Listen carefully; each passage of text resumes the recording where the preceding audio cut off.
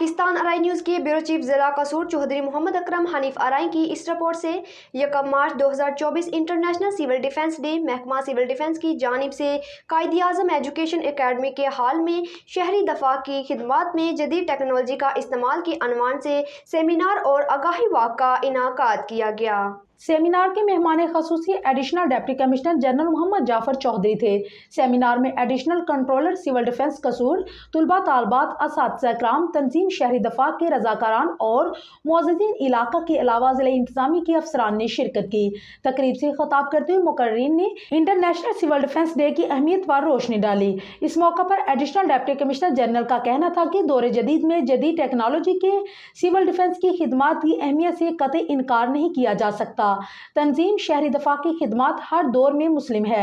इन खिदमात को जदीद टेक्नोलॉजी से हम आहंग करके उसकी कारकर्दगी में बेहतरी लाई जा सकती है।